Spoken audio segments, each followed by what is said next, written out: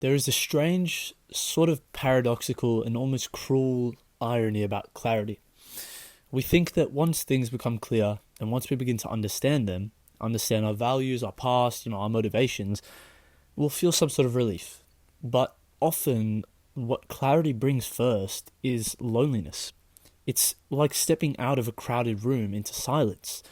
You can realize how much noise there was and you can actually hear yourself thinking now, but you were relying on others to shape your reality when you were inside that room. And once you step out, you notice how much distraction was actually holding you back.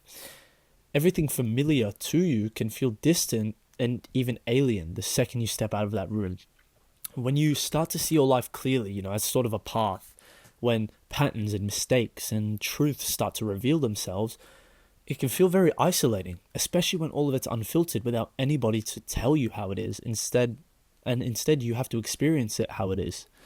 Old friendships might no longer fit. The path you once took for granted might now look like a detour.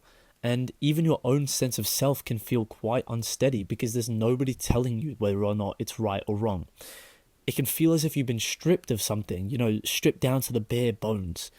This is the loneliness of clarity, and it's very important to understand this feeling and understand that this feeling isn't the end or the beginning, but it's simply the start of something new, something deeper.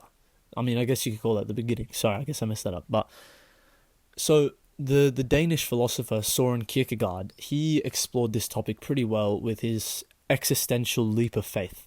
Basically, for Kierkegaard, true faith is not about certainty or comfort. Instead, it's embracing the uncertainty and the anxiety that comes with it. It's the willingness to be able to stand alone in the face of the unknown and choose your path. The leap itself is not necessarily a blind jump, but instead it is a courageous confrontation with solitude. The kind of solitude that clarity demands. He understood that path, and he understood that before you can have faith, in God or in others or people to control you, or more importantly, in yourself, you must first face the loneliness that comes with seeing the other side and seeing the world without, illusions covering everything up.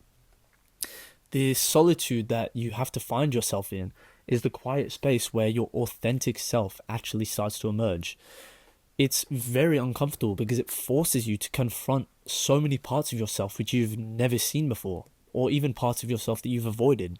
Parts of regret, parts of failure, parts of, unmet desires. And even though it is uncomfortable and even though it might make you anxious, this uncomfortability is a necessity. This confrontation itself is a necessity. Clarity will demand so much honesty from you, and honesty not always, but often feels isolating because it breaks down the narratives that you've been living by. You might feel cut off from people who do or even don't care about you, people who don't see the world the way that you do now.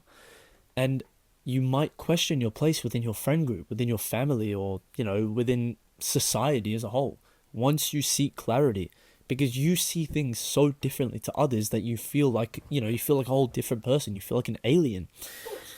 The challenge, or I guess the key to it, in fact, is part of the challenge, is sitting with the loneliness without rushing back to old comforts or to old distractions. It's very tempting to fill that, that void within you, and to fill that silence with some sort of noise, with some sort of validation or approval and reassurance from others that, what you're doing is right or wrong. It's so easy to fall back into old habits and old relationships that no longer actually serve your growth. But every single time that you do this, every single time that you fall back into those old habits, you delay the process of realignment. You rob yourself of the chance to truly know who you are beneath the surface.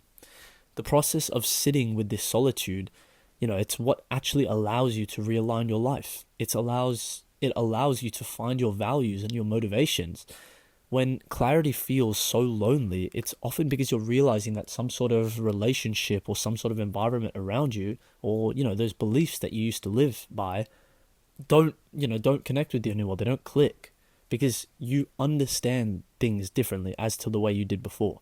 You're no longer blindly following the beliefs that were fed to you, and instead you're questioning your own beliefs and you're wondering, is this really good for me? That realization itself can be a loss. You might start to feel like, wow, why am I doing this? I've lost my friends because they think I'm crazy. My parents think I'm an extremist. But once you get past that, you understand that it's also a form of liberation. It's a form of clearing space for connections that are real and meaningful, not just convenient and expected. Kierkegaard's leap is, sort of a reminder of this progress. It's a reminder that this painful, lonely, life that you go down is also a form of freedom. By embracing the unknown as something that you have to enter and, becoming peaceful with the loneliness, you claim ownership over your life. You stop living through other people's expectations and you begin to start living through your own truth. And that itself is the essence of authenticity. That itself is the paradox. Because once you've accepted the solitude and once you've made peace with the loneliness, a new kind of connection starts to begin. Not the superficial kind based on, engagement, agreement, comfort, all this bullshit. But instead a deeper, more realistic connection made by honesty and vulnerability.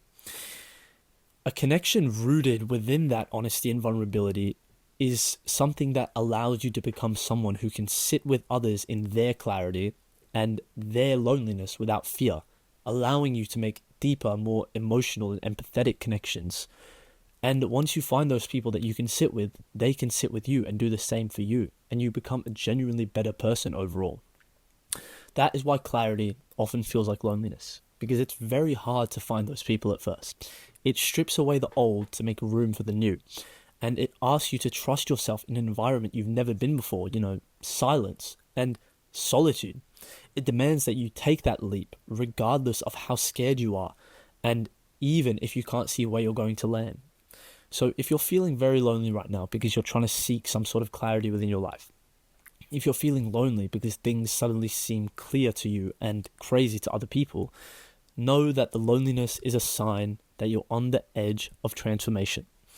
It means that you are breaking free from the old illusions that you used to live by, and you're preparing for a step into the alignment of the new life that you choose to go enter. And while it feels uncomfortable, while it feels painful, while it feels lonely, understand that better things are coming, because it's the first and the most necessary step to a more authentic, a more conditioned, and a more realistic, connected life. Lean into the loneliness. Don't try and fear it or escape it. Instead, allow it to teach you who you really are beneath all the noise. Hold on to Kierkegaard's idea of the existential leap and his courage. The courage to face the loneliness and face the unknown and say, I choose this path, even if it's scary.